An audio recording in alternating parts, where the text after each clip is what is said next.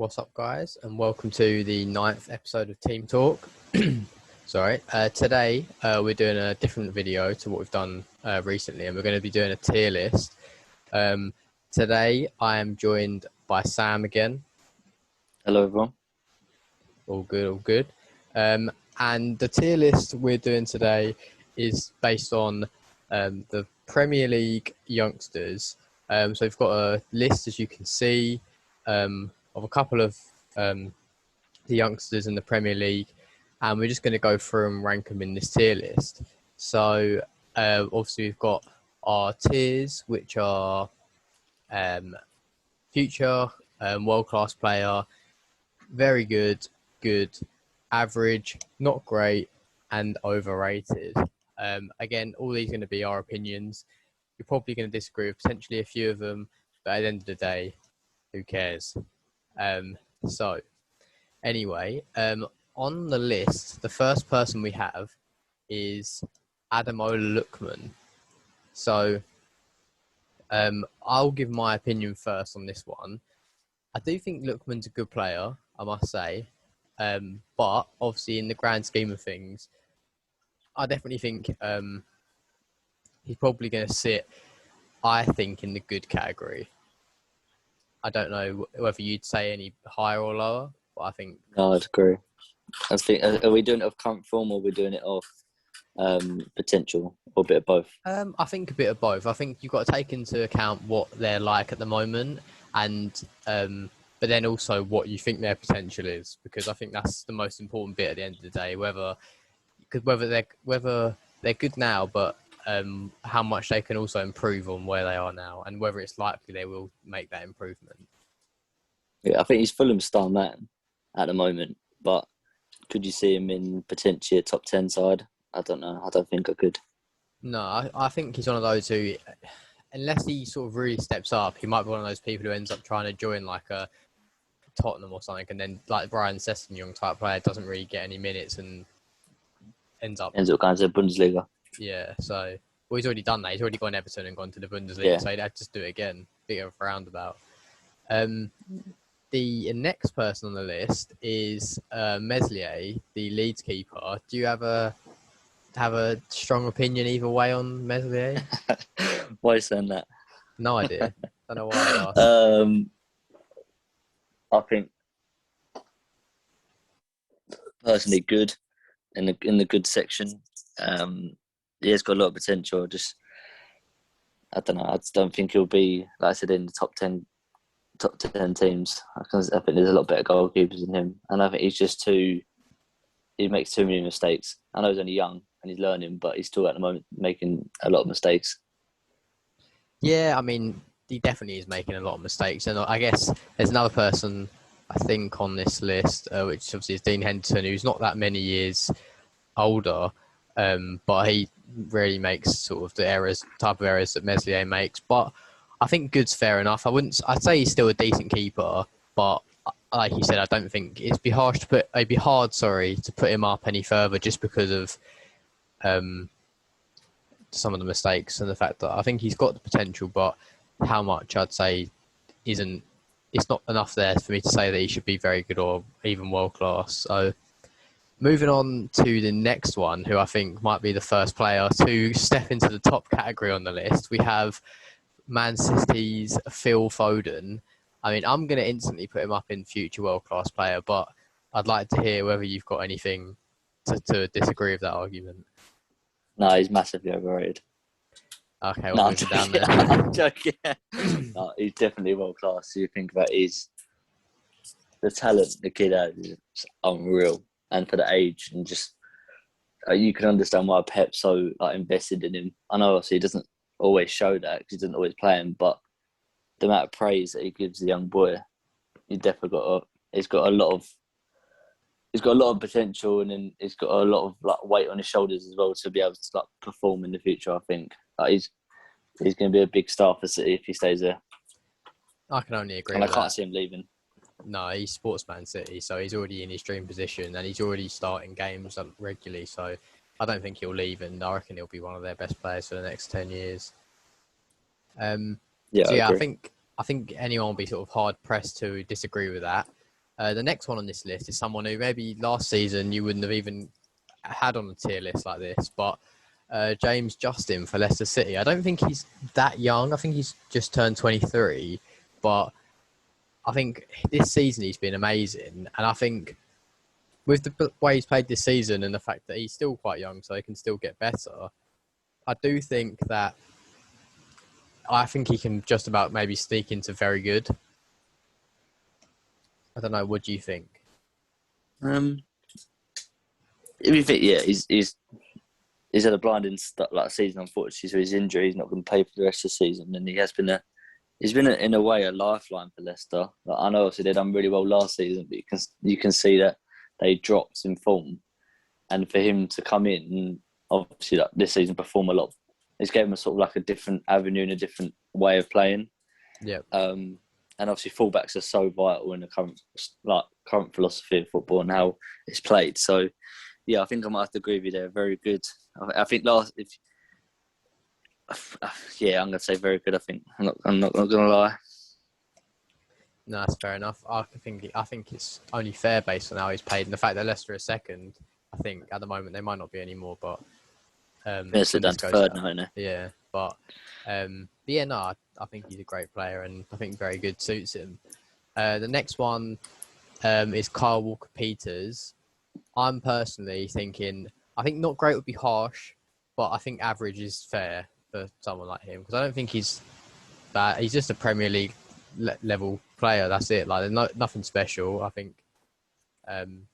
Anything else you'd like to add on that, or are you happy to leave him an average? Yeah, I think he's an average player. He's a mid-team player, isn't he? He does put a lot of hard work in, and he's doing well at Southampton. But yeah, he's an average player. Yeah. So the next one on the list, sort of some of the boring ones we'll just go through a bit quicker, is Matty Longstaff for Newcastle. I think maybe this one could be the sort of one you can stick in not great. Just because how is he? I mean, I think he had that one good game where he scored against Man United, and that was it. That was a blinding goal, though. Yeah. Well, I mean, but then any Premier League footballer should be able to score a blinding goal if they hit the shot right. So I guess I think not great's probably fair, just because I've not really seen him kick on from that game, and that was like a season and a half, 2 seasons. It's not like he's even influencing how. I think he's injured at the moment, ain't he? But it's not like he's even influencing how Newcastle are playing their football. They're playing awful football at the moment, and it looks like they're going down. It looks like they potentially could be a very possibility of a high candidate to go down this season. He's not really helping it, like the situation in a way. No, he's not standing out. So no. I think not great is fair. The next one on this list is one that someone we know would hold this man very dear to his heart. We have Declan Rice. I think this is sort of one where it's in between two sections, and I think those are probably not great or average. I'm not really sure which one that suits him more. I think it's definitely close, maybe average just. If you think that is Chris, but to be fair, there's only one category the geezer can go in, and that's future world class. I think that's fair. Rice is such a good player, to be fair, and hopefully he won't be in that stinky kit for much longer. No, the thing is with Rice, like, given he's such a good player, and I've said this, mate. The only way he's going to become this world class player is if he moves on. I know West Ham are having a blind season; they potentially could get Europe, but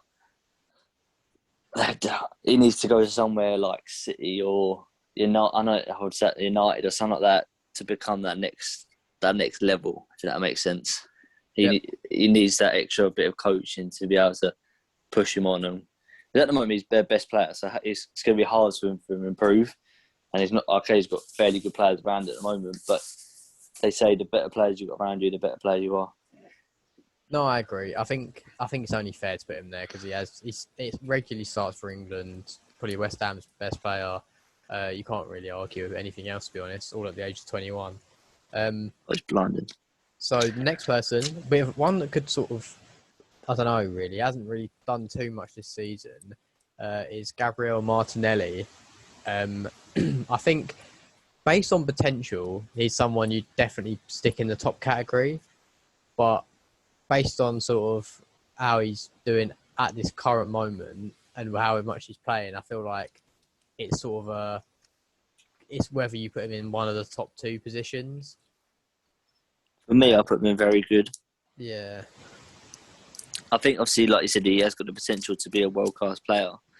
But at the moment, obviously, he had that major injury, and obviously, and then he came back, done well, and then he had a tiny bit of an injury after that, where I think Arteta sort of just like close monitoring him, just make sure he doesn't get any more injury.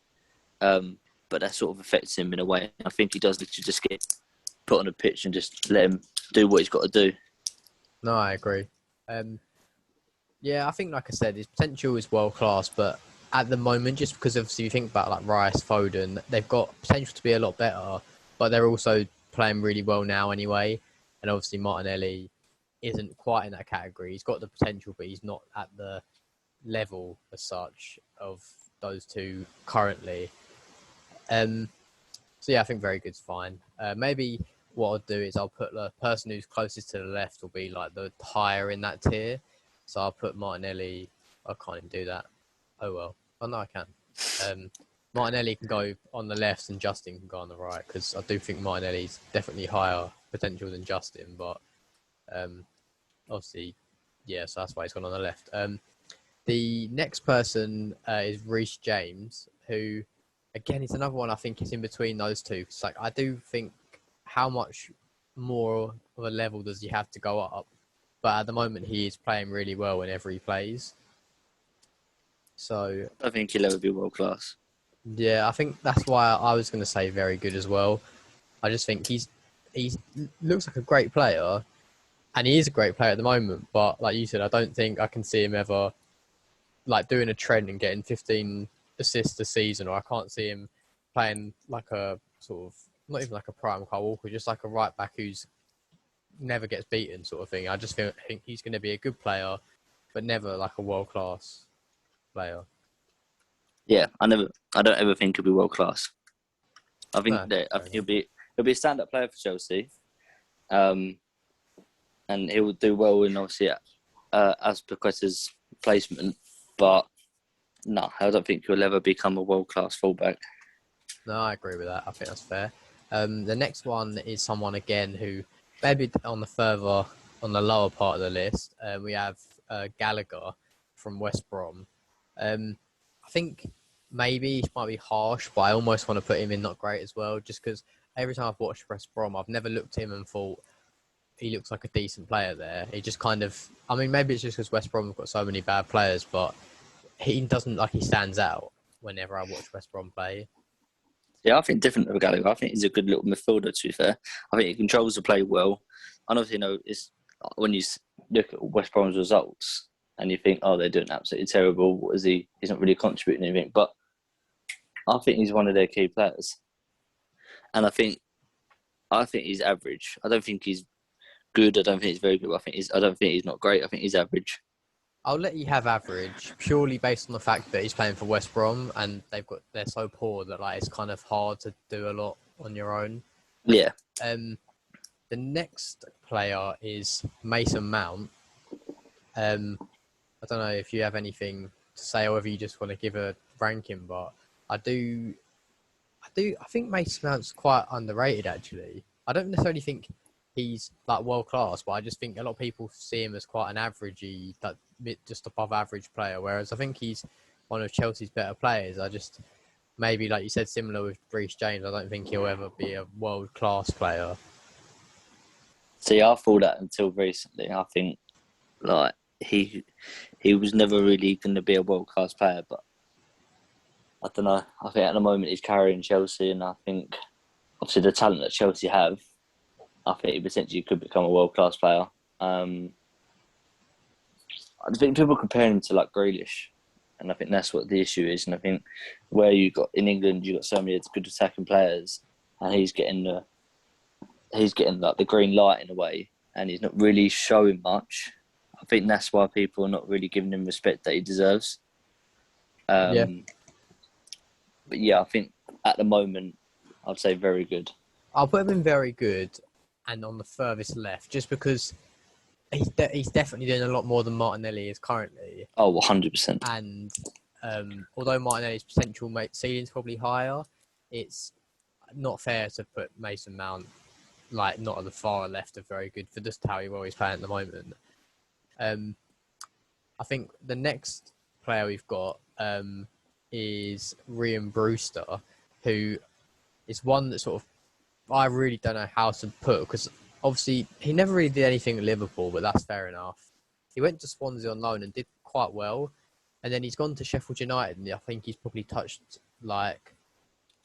he's probably touched more substitute bibs than he has blades of grass, because it's weird, isn't it? He doesn't play at all, and I think it's one of those where he's too young to say, that's it now, he's going to start like falling away.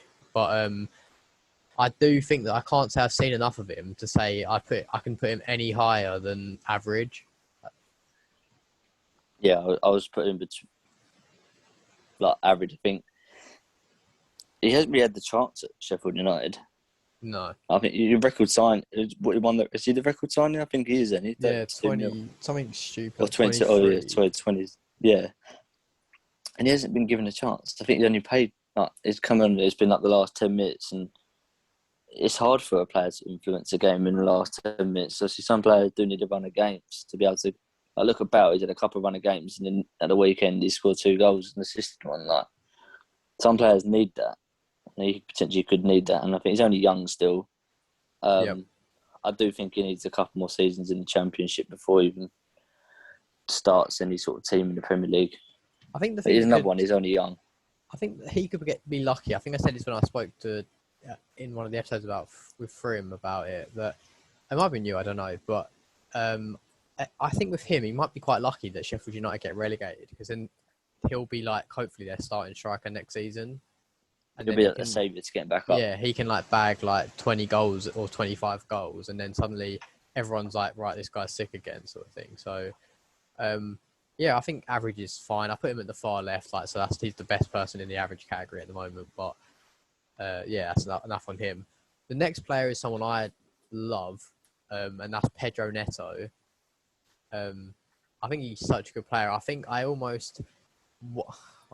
hard, but I want to put him in future world-class player, just because he's such a good player now, and I feel like there's still so much more to go, because he's only like 19. 29? Is he that young? Yeah. Wow. So I feel like with him, I almost want to say... He's 20, yeah. Yeah, like, he's still got so much more like potential to go, and he's already like Wolves' best player. This season, by far, he's been Wolves' best player. So, I can see where you come from. I put him so he's behind Foden and Rice, but I'd put him in future world class, just the fact that I feel like he's got potential. He's got so much to him, and I'd love to see him in an Arsenal shirt next season. But probably wonder how much he'll cost her. Yeah, like 60 mil or something stupid. The next player, someone again who's come on leaps and bounds this season, is Curtis Jones for Liverpool. I think the fact that any young kid is coming to Liverpool's team the way that they were dominating last season and just kind of slotted in as if he cost like 40 million, is sort of shows just how good he is. I don't know what you'd want to say, but I think anything less than very good would be harsh. Yeah, I think that's it. From what you see from how much other players praise him as well and say how good he is. And he is a very good player, and he starts quite a lot of Champions League games. I know at the moment they've had their injuries, and it's probably helped him get into the starting 11. But even last season, he was breaking in after that FA Cup goal against Everton. But ever since that, he's sort of broke into the team a lot more. Potential-wise, I would actually say him as future world-class. Yeah, I think, in my opinion, I don't know, it's up to you. I'll put him in future world-class, because I think I was going to say maybe him and Mount are like on a similar-ish level, but maybe he's got potential to be better. I think he's an all-round better midfielder than Mason Mount. Yeah, I think, so because obviously we have him in a certain order in their little own list, would you say he's ahead of Pedro Neto, or would you say he's behind Neto? behind Neto. Okay, cool. We'll leave it as that then. The next person is Wesley Fufana, another one who's come along this season and been fantastic. Obviously, he's injured at the moment, but looks like an amazing player. And the fact that everyone says that someone who isn't on this list, but we can do after this, William Saleeba, everyone thought Saleeba was miles better than him, so it'll be interesting to see how he does next season, hopefully for Arsenal. But yeah, so Fofana, I think based on, again, on how he's played and the fact that we've put Justin in very good, he can only go in very good as well. Yeah, the composure he has as well for such a young lad. I think I agree. Definitely a very good player. Yeah, I think I'll put him in between Reece James and James Justin, just because obviously we haven't got the biggest sample size of him compared to like Martinelli, Mason Mount, Reece James yet, but he does look like a great player, and he's still so young for a centre back, so he's got a lot more game time to get to improve. He's only 20 as well. Yeah, exactly. So next we have Dwight Mcneil, someone who probably doesn't get a fair amount of praise purely because he plays for Burnley. But at the same time, I don't think you can say he's like a top world-class prospect, because I don't think he's got that in his locker either. But the question is, in my opinion, I'm going to say I'd put him at the very top end of good. Yeah, I was going to say good. Yeah, I'll put him ahead of Because I think Meslier. he definitely could play. He definitely could play in the top 10 team. I think. His crossing, he can beat a man. The way he reads the ball, reads the player is really well, is good as well. But yeah, I'd say very good. And sorry, good. Sorry, not very good. Good. I wonder if he's the sort of player that could play left back for like a top 4 team.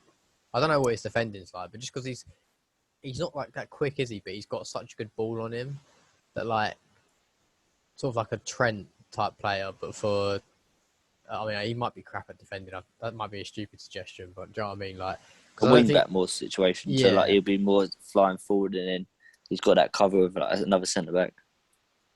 Yeah, no, I agree. Next player, someone who's done really well over the last few months, Emile Smith-Rowe. I think only based on the fact that Arsenal were absolutely awful without him, and they've got a lot better since he's come in. I think it's only fair to probably, I'd say, the bottom end of very good. Or do you reckon that's too much? Or what, Smith De Bruyne, Rowe? Oh, sorry. Croydon De Bruyne. Completely ruined his. Yeah, I've literally ruined his name. I think you sound like you're trying to read a foreign language. But yeah, El Smith, so making the Mexican El Smithio. Yeah, very good. I agree. I'll put him at the potential the kid has, and he's done it in Bundesliga.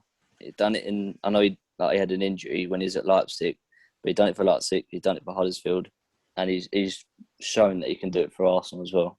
Cool. I'll put him in between Fofana and James Justin, because I think that's sort of where he'd fit in that very good category. At the end of the day, when we finish all these names, I'll read them in order, and you can tell me if there's any you think we should change around. The next person on the list is Eze from Crystal Palace. I don't know with him sometimes, because I think sometimes he shows me a level that I think means he could step up a few like gears in like terms of the team he plays for. But then at the same time, I don't hear enough about him to think that he does have that in him as well, because obviously he has had good games and scored good goals, but then how often does he do that?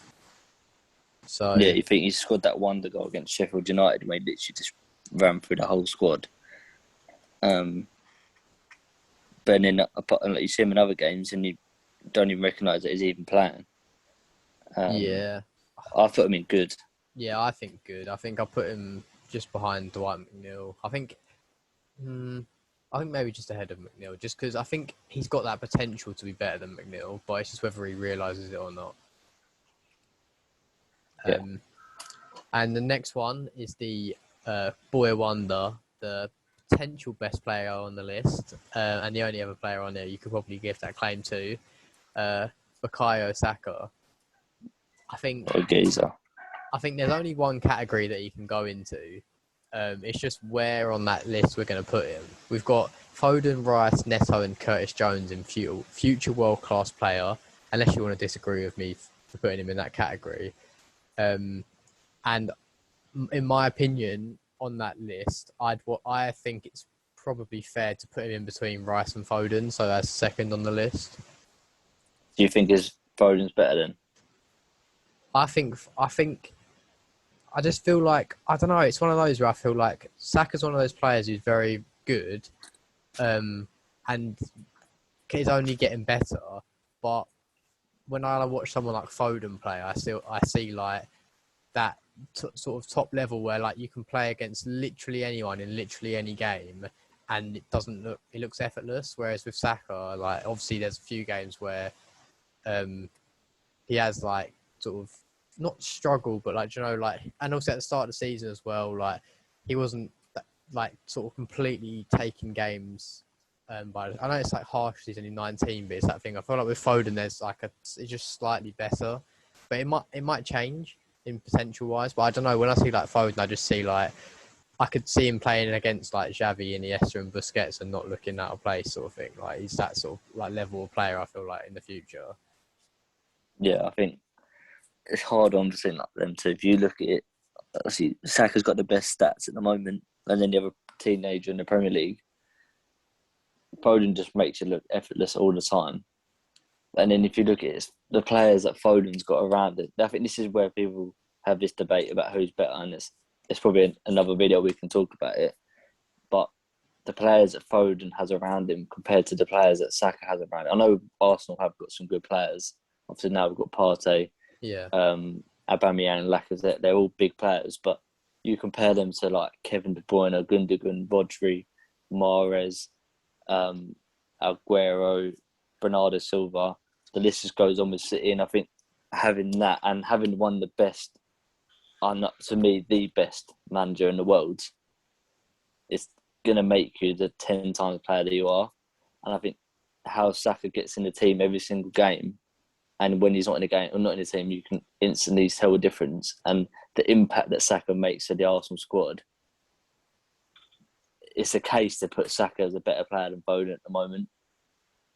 Like Yeah, at the moment, I'm sort of like in potential going forward wise, I think Foden all day is going to be a better player. But currently, if we're talking right now, I'd say Saka's a better player. I mean, to be fair, I think and Saka's got like 14 goals and assists in the last 14 games or something. So I feel like that just shows how good of a player he is. The versatility as well. Like he can play right wing, centre mid, cam, left back, right back. The geezer could probably play in goal and he'll still put a solid performance in that. He's that good.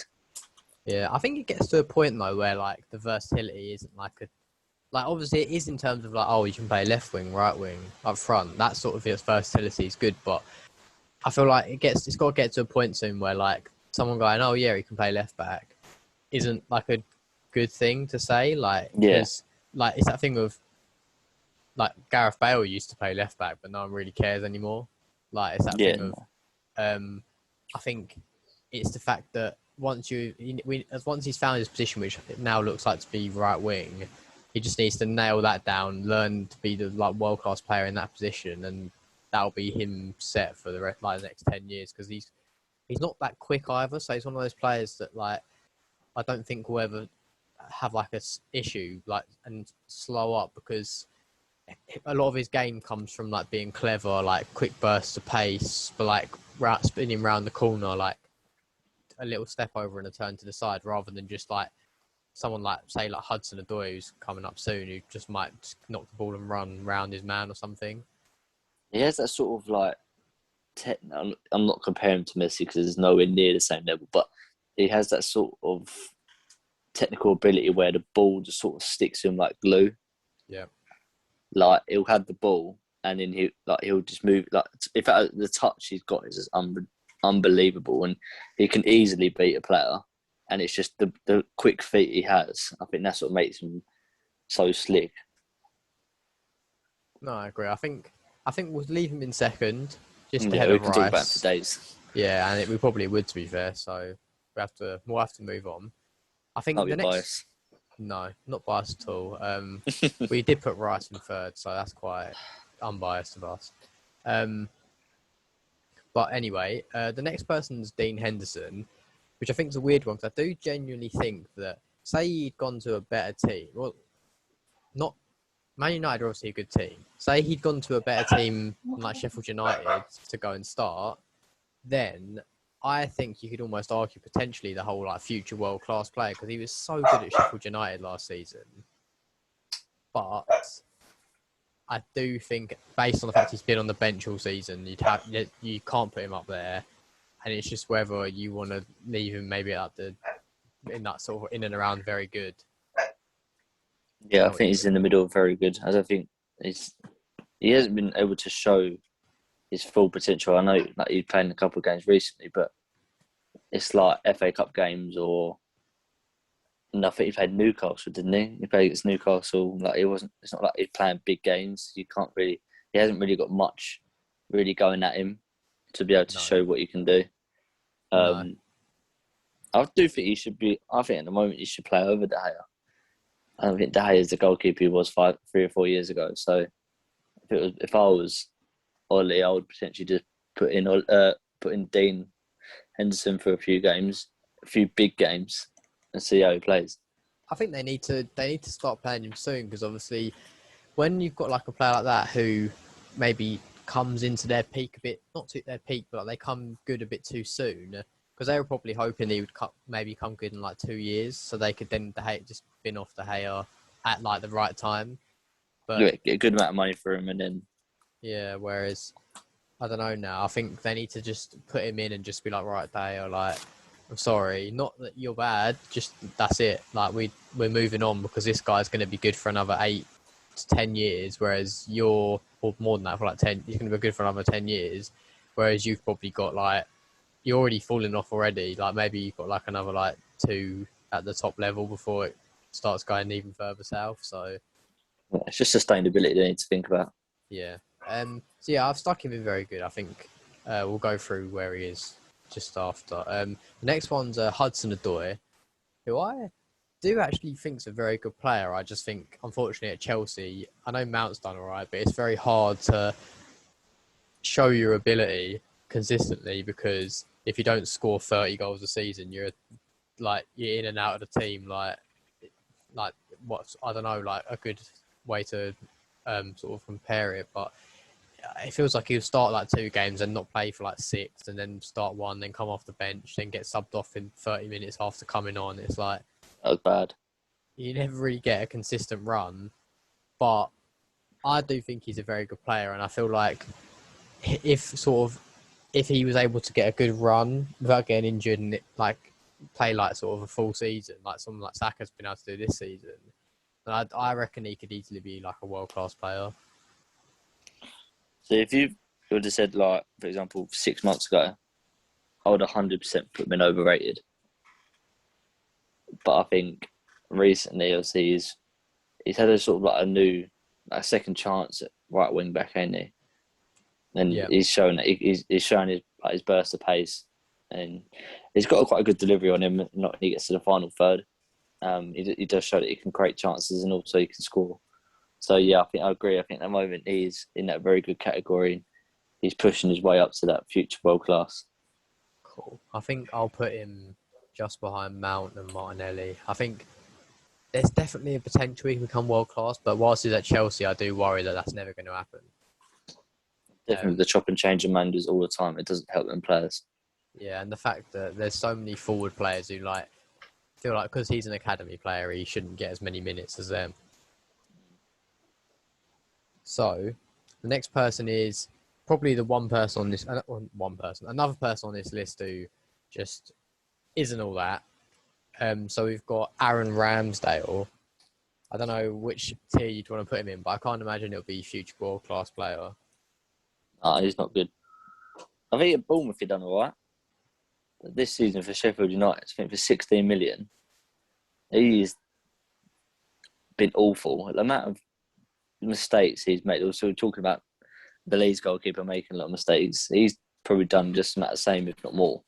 Yeah. I think I think personally, at the start of the season, I would have put him in overrated because I know loads of people actually thought he was quite a good player, and obviously 18 million is a lot for someone of his standard. But I Yeah, think now everyone's kind of come to that realization that he's just an average goalkeeper, and I think it's only fair to stick him in not great. yeah, I agree. Put him in there. The next person, probably a contentious topic, Mason Greenwood. I think I know it's going to sound stupid, but in the future anyway, but I'd almost be tempted to put him in overrated at the moment. Oh my God, we've got great minds think alike. Because I don't actually think he's a bad player. I'd say if you would like to, if there was no overrated category, I'd probably put him in like at the top end of good. But the reason why I put him in overrated is I feel like a lot of people will be saying that he should be like either number one ahead of Foden or in between Saka and Foden. It's ridiculous. When I don't think he's even should be able to go into the future world-class player category because to me, I do have to admit he has got a ridiculous shot on him, and obviously that is a very good trait. But it just kind of seems like there's nothing. He has nothing else whatsoever, and it's that worry of in this sort of as the game develops, whether you can't just get away anymore with just being able to shoot unless you're only expecting to score like 10 goals a season maybe. Because Yeah, I think. Good, sorry.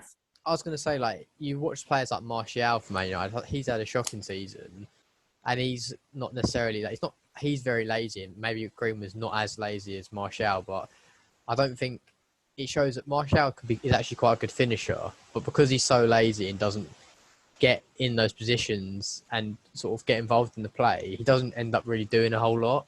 And I can see Greenwood being that sort of player who, yeah, when you give him a decent chance, he'll probably score, but unless you're playing for like a team that's creating like 20 chances a game and he's getting 2 or 3 big chances where like he should score them, then I do think he's the sort of player who might just be a decent player but never really a top level player. Yeah, if you could potentially look him like you can split him into two. If you potential wise, you could maybe put him in either between good or very good because he has got pace. He can score with both feet. Sometimes it's like his movement off the ball is good. Like I said, he's not that lazy. So potential wise, and the way people praise him, that he could be in a very good section. But at the moment, I think 1 goal this season, and he hasn't. At the moment, he's very overrated. Yeah, I think I'm going to stick him in overrated now. But if overrated wasn't a category, I'd definitely have him in very good. Probably like in between, probably like towards the bottom half of the very good. Yeah. But yeah, I think just because so many Man United fans have him way too high up in their sort of self-esteem, and even like other people, I see like he just shouldn't be in that conversation that players like Foden, Saka, Rice. People, compare him to like Foden and Saka, and it's just ridiculous. It's like that thing of, I don't know. It's just one of those. Hopefully, for his sake, he'll develop a bit further. I know he's only young, and he'll maybe become that world-class player. But at the moment, I think it's not fair to put him up there. The next player on the list is Tarik Lampty, who I know it's going to sound silly, but I think he's an amazing player. But I do also wonder whether like he's slightly bit overrated in the sense that he's only played like 10 games this season, and he didn't play any games for Chelsea really. I think he played like 1 game against us. And it's like, should a player who's played 10 games for Brighton suddenly be like rated as one of the best young fullbacks in the league and worth like 40 million? So I guess in that sense, I'd say maybe he's overrated, but not because he's bad, again, sort of similar to Greenwood. But I really like him, and I think it's probably fair to put him in the very good category because for his position anyway, he looks like the perfect player, the perfect physique, perfect ability, and I feel like in the future he's only going to get better based on the fact he's played 10 games in the Prem and he already looks great. I'm not sure what you think. Yeah, I agree in that one. I'll stick him at the end of very good because I don't think he's done enough as the other players in there to say, yeah, he should be up there. But at the same time, he looks too good to be put in the same level as like Eze, McNeil and that. So moving on to third from last player, we have Billy Gilmore. I mean, last season, everyone was really, really, really going on about him. Have you got any thoughts on which category you'd like to stick him in? He's been injured. He's been injured throughout this part of the season, hasn't he? Or this whole season? Yeah, he's not basically played at all this year. I know he's played here and there, but I think he was definitely injured at the start of the season because I know he got. I think we've seen him. Yeah, we've seen him from what he could do last season. He did like a good prospect and a good young talent. We haven't seen enough for him to say that he's future world class or very good. So just off that basis, where we haven't seen him enough, I'll just put him in good at the moment. Yeah, I think I'm going to put him at the top end of good purely because I think he has more potential than Eze, McNeil and that lot. But at the same time, he's literally played like 4 games, I think. Yeah, you haven't seen him hardly enough to even put him in that sort of top 2 categories. Yeah, I think that's fair. We'll keep it like that. The last 2 are pretty shit ones, to be fair. But we've got Tanganga. I think that's who it is for Spurs. Yeah. I mean, I'm going to be honest. I've not really seen enough of him to really give anything other than like an average rating. Maybe I'm being harsh because I haven't seen him enough, but I don't know what you'd say. He does look good. I think the few games I've seen him play, he had a really good game in I think with the Champions League last season. I think he's had a couple of good games, so I think I agree with you. He's average. He hasn't played enough, and he hasn't really showed a lot when he has played. He's only had one good game, I think. So yeah, I think average for that one. Yeah, I'll leave him in average because, like I said, I've not seen enough for him to say anything else. And the last one is Brandon Williams from Manchester United. Overrated. Yeah, I think Massively. He got hyped up for booting some player in the shins once. Massively overrated.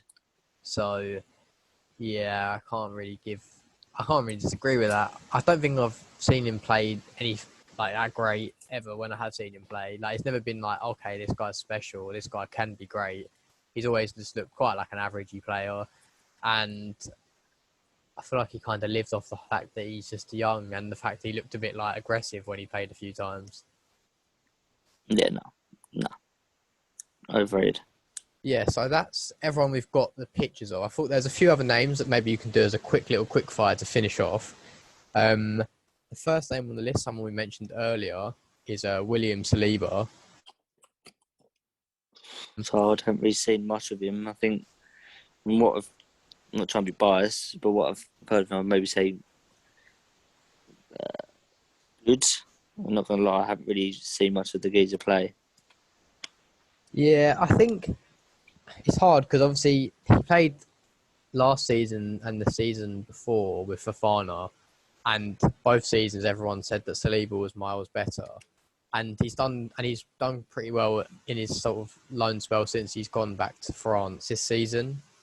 So I'd say very good purely based on the fact his potential is massive as well, but you couldn't really do anything else at the moment based on the fact that none of us have really seen enough of him to say he could potentially be in the future world-class player category. He's only 19 as well. Yeah, he's got plenty of time. And to finish with the quick fire, we've got a few more names. Luke Thomas at Leicester, good, do you reckon? Yeah, good. Yeah. Aaron Connolly for Brighton. Average. Yeah, I think that's fair. I thought he was going to be quite good, to be fair, last season, but he's definitely not showing me much this season. Harvey Elliott for Liverpool. Good. I think, obviously, if you can do it in the Premier League, that's a very good. He's only 17. I think at Championship level, he's doing really good. But I think if you just put him in the Premier League and he does it in the Premier League, well, then that's a very good. And then, yeah. I think he might have the potential, maybe, to be like in the top category, but I just think he's one of those where if you were to say that now, then you'd have to almost put him in overrated because he hasn't given anything that the people in that top category have as such. And then the last one, just to finish off, with maybe someone that it's hard. He probably might sneak into that top category. What do you think, or what tier would you give Joe Willock? I don't think there's even a category to put him in. Yeah, I mean, I had to take out rubbish because I knew I felt bad for him because I knew that's where you stick him. League One player. Yeah, I mean, he's not great. He needs to go. He doesn't really. He's not even good at Newcastle. He's had one goal, and then that was it. He ain't done nothing else, and that wasn't even a good goal. Yeah, I mean, I hope for his sake that it works out, but I can't. Only because we can sell him for more. Yeah, I think at the moment, average would be kind, but yeah. Anyway, that's that. We've done all the things. Just to quickly run through the list. We have, I guess, obviously this is going to be them in order. We have a future world-class player. We have Foden, then Saka, then Rice, then Neto, then Curtis Jones. Very good, we have Mount, Martinelli, Hudson Adore, Reece James, Fufana, ESR, James Justin, Dean Henderson, and Tarik Lampty.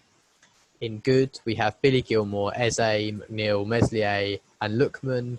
In average, we have Tanganga, Brewster, Walker Peters, and Conor Gallagher. Not great, we have Matty Longstaff and Aaron Ramsdale. And then overrated, we have Greenwood and Brandon Williams. Before we finish the video, is there anywhere in there or anyone in there that you think we should maybe change, or are you quite happy with that? I'm happy with that. Cool. Well, that's been that. This has been the 9th episode of Team Talk. Thanks for listening, and we'll see you in the next one. Thanks, everyone. Bye.